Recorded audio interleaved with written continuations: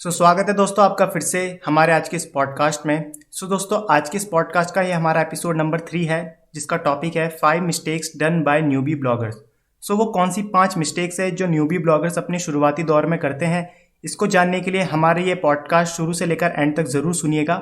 आज के इस पॉडकास्ट में मैं और मनीष पूरी डिटेल में बात करने वाले हैं इन 5 मिस्टेक्स के बारे में। Without wasting of time, let's get started.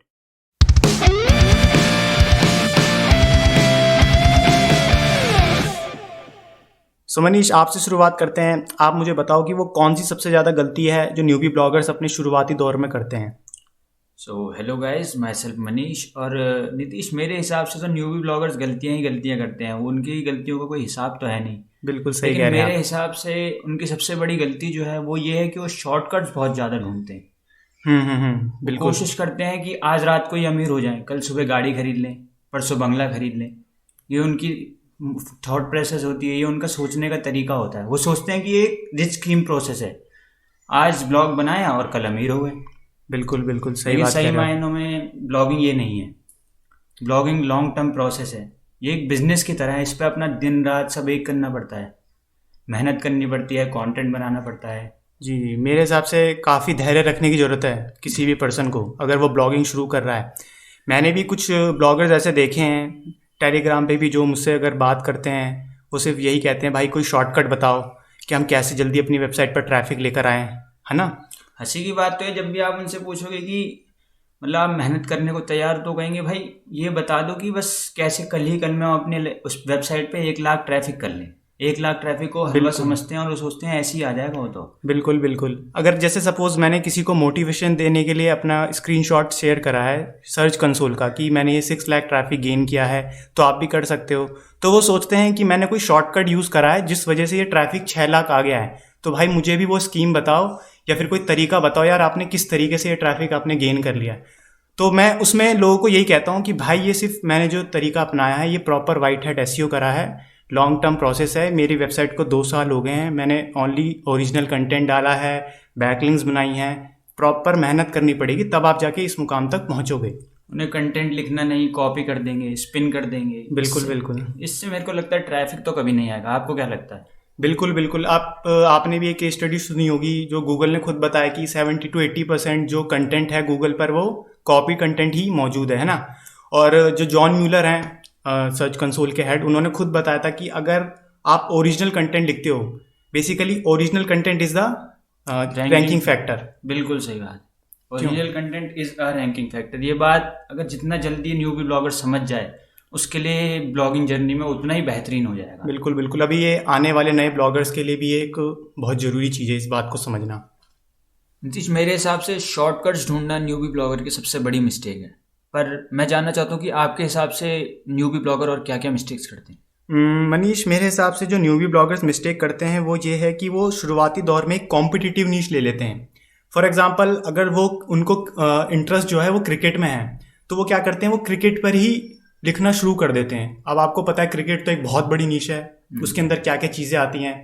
Cricket bat हो गया, पैड हो गया, बॉल हो गया, टॉप 10 प्लेयर्स हो गए, तो बहुत चीज़ें होती हैं। उस बंदे जो क्या करते हैं, वो शुरुआती दौर में इन सब चीज़ों को टारगेट करने लग जाते हैं अपने ब्लॉग में। वो गलती ये करते हैं, उन्हें मार्केट और नीश के बीच फ़र्क नहीं पता। मार्केट एक पूरी एक वस्ट मेजॉरिटी है, उसके अंदर सब कुछ ही आ जाता है, न्यूज़, ब्लॉग्स, वो सामान, सब कुछ ही आ जाता है। लेकिन नीश का मतलब क्या होता है? आप ब्रॉड चले गए, आप बहुत नैरो चले गए उसके अंदर।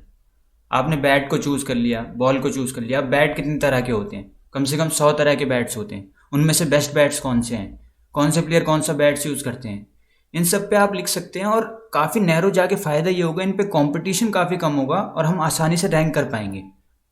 हाँ मनीष, बिल्कुल सही कह रहे हो आप। और इससे ये फ़ायदा भी होगा कि गूगल को पता चलेगा कि आप किस चीज़ के बारे में इंफॉर्मेशन दे रहे हो। किसी आपने एक पर्टिकुलर चीज़ को पकड़ लिया, फॉर एग्जांपल अगर आपने क्रिकेट बैट ही पकड़ लिया है ना, आप उसमें भी माइक्रो चले गए, आपने कोई कंपनी का ही क्रिकेट बैट पकड़ लिया ना, आप उसी के बारे में इंफॉर्मेशन दिए जा रहे हो, तो आप बैट्स पर रिव्यूज़ लिख सकते हो। बिल्कुल, बहुत कुछ है उसमें। क्या कि गूगल के नज़र में आपकी वेबसाइट की एक अच्छी अथॉरिटी बन जाएगी। बिल्कुल। और गूगल समझ पाएगा कि आप इसी नीश को सिर्फ टारगेट कर रहे हो, है ना। 100%। और आपको रैंकिंग में भी ज़्यादा फायदा मिलेगा। आई मीन आपकी वेबसाइट की रैंकिंग भी जल्दी इंप्रूव होगी। गूगल ये देखता है कि आप कितना अथॉरिटेटिव, कितना ज़्यादा एक्सप्लेनेशन के साथ और कितने ज़्यादा आप एक्सपर्टीज़ के साथ वो ब्लॉग लिख रहे हो, आपको कितना उस चीज़ के बारे में पता है। वो ये नहीं देखता कि आप कितना कंटेंट डाल रहे हो। आप एक दिन में 100 ब्लॉग डाल दो, इससे कोई फ़र्क नहीं पड़ेगा। लेकिन आप एक ब्लॉग डालो जिसमें एक्सपर्टीज़ के साथ पूरे डिटेल्ड एक्सप्लेनेशन दो, सब कुछ बताओ कि आखिर वो बैट है किस कंपनी का, वो किस वुड से बना है, उसे टोटली इतनी ज़्यादा रिसर्च कर दो कि आपसे ज़्यादा रिसर्च किसी और ब्लॉगर ने करी ही ना हो, तो आपका रैंक होना लाजमी है। क्योंकि वो कीवर्ड एक तो लो कंपटीशन है, ऊपर से आसान है आपके लिए, और वो जल्दी भी रैंक हो जाएगा। बिल्कुल, और गूगल को भी समझने में आसानी होगी कि आप सिर्फ इसी नीश को टारगेट कर रहे हो, राइट? जी बिल्कुल। सो मनीष, मेरे हिसाब से ये थी वो सेकंड मिस्टेक जो न्यूबी ब्लॉगर्स अपने शुरुआती दौर में करते हैं। सो आपके हिसाब से वो तीसरी मिस्टेक कौन सी है जो न्यूबी ब्लॉगर्स करते हैं सबसे ज़्यादा? मेरे हिसाब से तो मतलब मैं क्या बताऊँ, ऐसे आप मिस्टेक्स पूछ रहे हो तो मेरे दिमाग में तो 100 चीज़ें आ जाती हैं। पर एक बात और है कि वो दूसरों की इनकम रिपोर्ट देख के बहुत ज़्यादा इन्फ्लुएंस हो जाते हैं। मतलब उन्होंने किसी को देखा कि $2000 ये बना रहा है, तो ये नहीं देखा कि उसने किस टॉपिक पे लिखा, वो उसका एक्सपर्ट है, उसने कितनी मेहनत करी होगी, कितनी बुक पढ़ी होंगी, कितनी ज़्यादा नॉलेज इकट्ठी करी होगी, कितनी मेहनत करी होगी कंटेंट बनाने में। सिवाय ये सब हटाकर, इन सब चीज़ों को नज़रअंदाज कर कर दिखता क्या है, सिर्फ $2000। बिल्कुल, वो ये नहीं देखते कि उस पर्सन ने कितनी मेहनत करी है, उसे कितना टाइम लगा है आने में। वो सोचते हैं कि अगर इसने अचीव कर लिया है तो वो मैं भी कर लूँगा। सही कह रहा हूँ मैं? बिल्कुल बात 100%। और वो ये, और एक चीज़ इसमें ये है कि वो ये प्रोसेस ही समझ नहीं पाते कि एसईओ प्रोसेस क्या है। सही कह रहा हूँ मैं? वो सोचते हैं कि इस पर्सन ने पैसे कमा लिए तो नॉर्मल एसईओ करा, टाइटल डाला, डिस्क्रिप्शन डाला, जैसे नॉर्मल चीज़ें इंटरलिंक करी, चलो भाई हो गया, मेरा भी रैंक होगा। उसी का कंटेंट कॉपी करा, उसी का टाइटल कॉपी कर लिया। ये बताइए ये कितनी गलत बात है। बिल्कुल, और फिर जब उसे बाद में पता चलता है कि तो भाई इसने मेरा ही कंटेंट डाल रखा है। आप ये तो छोड़िए, मेटा डिस्क्रिप्शन लिखने में मौत आती है न्यूबी ब्लॉगर्स को। जब वो मेटा डिस्क्रिप्शन लिखने में चोरी कर रहे हैं, उस बंदे ने 10,000 वर्ड का कंटेंट खुद लिखा है, वो बेचारा रात रात भर बैठा है, $2000 वो डिजर्व करता है। क्या आप डिजर्व करते हो? क्या न्यूबी ब्लॉगर कभी खुद से ये सवाल पूछता है कि वो जो सोच रहा है, अगर चलो मान लो मैं आज बता देता हूँ मेरा bookmarkstatus.com वेबसाइट पर 5 लाख ट्रैफिक है, अब मुझे अगला कमेंट पता है इसके नीचे क्या आएगा? इनकम रिपोर्ट दिखा दो। अब इनकम रिपोर्ट देख के क्या करोगे? मेरी मेहनत देखो, मैंने दिन में 4 कंटेंट, 5 कंटेंट डाले हैं, खुद से कंटेंट लिखा है, खुद मेहनत करी है। लेकिन इन सब चीज़ों को नज़रअंदाज करके न्यूबी ब्लॉगर को जो एक चीज़ दिखती है वो है इनकम रिपोर्ट।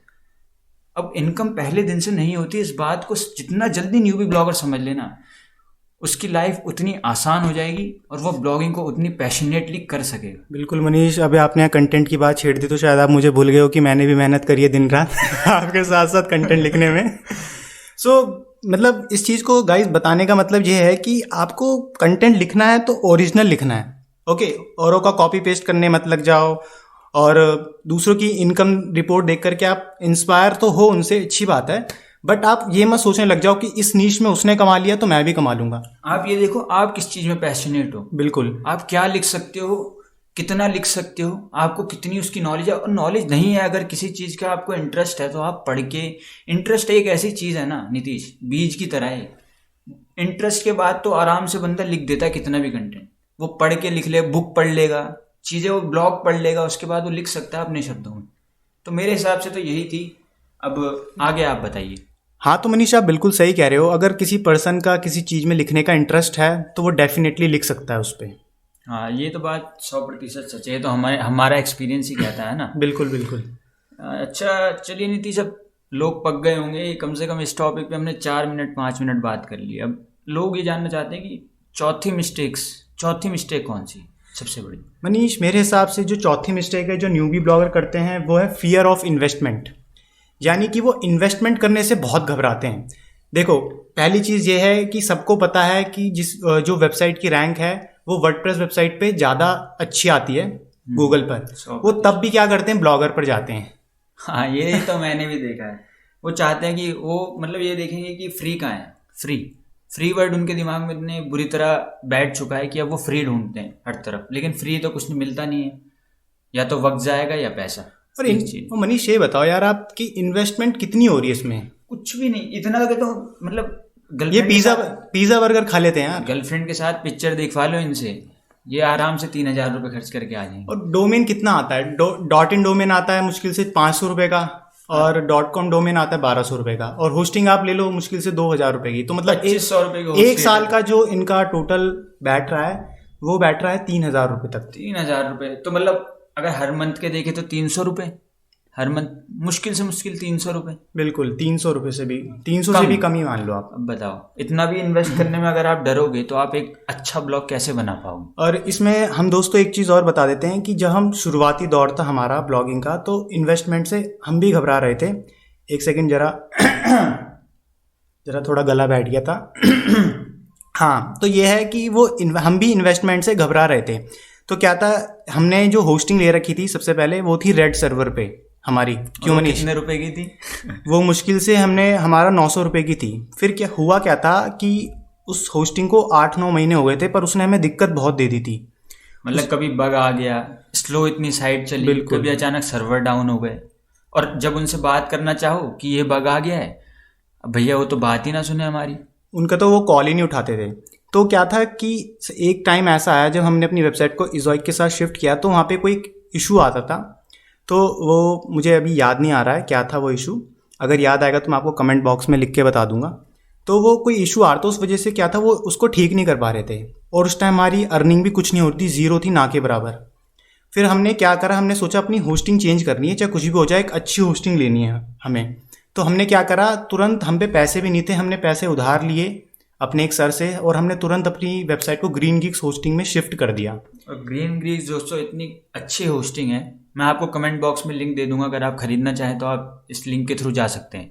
बिल्कुल, वो हमारा एफिलिएट लिंक है, हम सीधा आपको बता देते हैं। सो आप उसे खरीदेंगे तो हमें थोड़ा बहुत उसमें कुछ अर्निंग मिलेगी। हाँ, तो मेन बात यह है कि हमने वहाँ पे इन्वेस्टमेंट करा। उस टाइम हमारी अर्निंग भी कुछ नहीं थी, मुश्किल से 2000 रुपये आ रहे थे समझो हमारी वेबसाइट से। हमने तब भी उस पर क्या करा, इन्वेस्ट करा। वो हमने होस्टिंग ली थी, आई थिंक 6-7 हज़ार रुपये की ली थी वो होस्टिंग, है ना, 5 या 7 हज़ार या 6 हज़ार की थी। और अभी हमने हाल ही में उस होस्टिंग को रिन्यू कराया 10,000 रुपये में। सो आप देख लीजिए। तो इसमें भी हम जो, अब तो थोड़ा हमारा अच्छा रेवेन्यू है तो हम इन्वेस्टमेंट इसलिए कर रहे हैं, बट मेन चीज़ ये है कि शुरुआती दौर में हम इतना अच्छा नहीं कर रहे थे, पर तब भी हमने इन्वेस्टमेंट करा। तो अब हम क्या करो, आप इन्वेस्टमेंट करने से कभी मत घबराओ। क्यों मनीष? बिल्कुल, इन्वेस्ट करो, जितना ज़्यादा इन्वेस्ट, मतलब आप अपने शौक मार दो, लेकिन इन्वेस्ट करो ताकि आप आगे ग्रो कर सको। दोस्तों, इस चीज़ में मैं आपको गारंटी दे रहा हूँ, अगर आप आज अपने लिए, अपनी वेबसाइट के लिए अगर आप 3000 रुपये लगा रहे हो, अगर आपने उस पर 1 साल मेहनत करी, तो उसका समझो आपको इतना ROI मिलने वाला है, आप सोच भी नहीं सकते। चाहे वो नीश कैसी भी हो, अगर ट्रैफिक है तो अर्निंग होगी। बिल्कुल सही कह रहे हो मनीष आप। अगर उस नीश पे ट्रैफिक है तो अर्निंग जरूर होगी। तो मेरे हिसाब से ये थी वो 4th मिस्टेक जो न्यूबी ब्लॉगर ज़्यादातर करते हैं। अब आपके हिसाब से वो 5वीं मिस्टेक कौन सी है जो न्यूबी ब्लॉगर सबसे ज़्यादा करते हैं? 5वीं मिस्टेक मेरे हिसाब से जो न्यूबी ब्लॉगर सबसे ज़्यादा करते हैं वो कंसिस्टेंट नहीं है, और consistency is the key to success. बिल्कुल सही बात। जितनी कॉन्स्टेंटली आप ब्लॉग डालेंगे, जितना ज़्यादा आप काम करेंगे अपने ब्लॉग पे, एक तो आपकी राइटिंग सुधरेगी, आपका कंटेंट लिखने का तरीका सबसे पहले सुधर जाएगा, आपकी वोकेबलरी सुधर जाएगी, आपको एक ऐसा कंटेंट बनाना आ जाएगा जो इंगेजिंग है, सबसे बड़ी बात। तो स्टार्टिंग में क्वालिटी भी देखो और क्वांटिटी भी देखो। मेरे हिसाब से कंसिस्टेंट रहो। ऐसा नहीं कि एक ब्लॉग आपने 8 डाला, एक आपने 1 महीने बाद डाला, दूसरा 6 महीने बाद डाला, और अब आप फिर यूट्यूब पे सर्च कर रहे हो कि मेरी ब्लॉग पे ट्रैफिक क्यों नहीं आ रहा। अभी इसका जवाब तो आपको पता ही है क्यों नहीं आ रहा। मनीष, इसमें एक चीज़ और है कि बंदे शुरुआती दौर में ये समझ नहीं पाते कि उन्हें नीश कौन सी लेनी है ना। तो उसमें क्या है कि उनका 1-2 ब्लॉग तो वो लिखते हैं, उसमें उनका इंटरेस्ट बिल्ड रहता है, फिर धीरे धीरे धीरे उनका इंटरेस्ट ही मर जाता है, तो फिर उस पर वो क्या है कि कंसिस्टेंट नहीं हो पाते हैं उस पर ब्लॉग लिखना। हाँ, तो वही बात है कि अपनी स्किल पे काम करें और कीवर्ड रिसर्च वगैरह ढंग से सीख लें, ताकि कभी भी इसकी जिस टॉपिक पे हम लिखना चाहते हैं उसके लिए कीवर्ड की कभी कमी ना पड़े। सबसे पहले तो कीवर्ड रिसर्च को अपना इतना स्ट्रॉन्ग कर लें कि आपको कभी कीवर्ड्स की कमी ना पड़े अपनी नीश से। और इससे भी पहले ये करें कि आप जिस नीश में लिख सकते हो, आप पहले अपने मन में ये बना लीजिए बात कि ये नीश है, इसमें मैं मरते दम तक लिख सकता हूँ, इस पर मैं लिखने से कभी बोर नहीं होऊंगा। तो कंसिस्टेंसी अपने आप ही आ जाएगी। साफ सीधी बात है। बिल्कुल। या तो मछली के बच्चे को तैरना तो कोई सिखाता नहीं है, तो पानी में आते ही तैरना शुरू कर देती है। बिल्कुल। या तो फिर अगर आप समझ नहीं पा रहे हैं कि आप आपका इंटरेस्ट किस चीज़ में है, तो आप कोई एक ही नीश पकड़िए, बट उसमें आप अपने आप को कंसिस्टेंट बनाइए, उसमें हार मत मानिए, उस पर लगातार हर दिन एक ना एक ब्लॉग आप जरूर पब्लिश करिए। आपको मैं इसमें रियल फैक्ट बताऊं, अगर आप अपनी वेबसाइट पर कंटेंट ही कंटेंट लिख रहे हो ना, अगर आप बैकलिंक भी नहीं बना रहे हो, तो 100% वो आज नहीं तो 3-4 महीने बाद रैंक पक्का हो जाएंगे। आप बैकलिंक मत बनाओ, आप 300 कंटेंट डाल दो, आपकी वेबसाइट पर ट्रैफिक जरूर आएगा। क्यों मनीष? बैकलिंक से ज़्यादा कंटेंट पे ध्यान दो, बस कुल मिला के इतनी बात है। और कंसिस्टेंसी पे ध्यान दो। इससे होगा ये कि आपकी वेबसाइट के कुछ कीवर्ड्स तो रैंक होंगे, ज़रूर ही रैंक होंगे, और उसके बाद ट्रैफिक अपने आप ही आएगा। बिल्कुल। तो इसमें क्या है कि इनकी जो ट्रैफिक की जो सबसे ज़्यादा समस्या रहती है न्यूबी ब्लॉगर्स की, वो समाधान हो जाएगा उसका। हाँ, यूट्यूब पे सर्चेस बंद हो जाएंगी, थोड़ी सर्चेस कम हो जाएंगी, और क्या बिल्कुल, होगा। वो अपने आप समझ जाएंगे कि भाई काम कैसे होता है और ट्रैफिक कैसे आता है। बिल्कुल। तो नीतीश, मुझे लगता है कि हमने इन 5 मिस्टेक्स के बारे में काफ़ी डिटेल में चर्चा कर लिया है, और अब हमारे लिसनर्स भी जान चुके हैं कि हमें किन 5 मिस्टेक्स से बचना है। तो क्यों ना अब इस पॉडकास्ट को यहीं ख़त्म किया जाए। हाँ मनीष, आपने बिल्कुल सही कहा। तो दोस्तों, ये थी वो 5 मिस्टेक जो न्यूबी ब्लॉगर अपने शुरुआती दौर में करते हैं। आई होप कि आपको हमारे पॉडकास्ट अच्छा लगा होगा। अगर आप इसे स्पॉटिफाई या फिर एंकर किसी भी प्लेटफॉर्म पर सुन रहे हैं, तो आपको वहाँ पर फॉलो या फिर सब्सक्राइब का बटन दिख रहा होगा, तो उसे प्रेस करना ना भूलें। और अगर आप हमारे इस पॉडकास्ट को हमारे यूट्यूब चैनल डिजिटल डोर में सुन रहे हैं, तो आप हमारे चैनल को जरूर सब्सक्राइब करें, ताकि आपको हमारे नए पॉडकास्ट की अपडेट टाइम टू टाइम मिले। तो दोस्तों, इस पॉडकास्ट में बस इतना ही। मिलते हैं आपसे अपने नए एपिसोड में।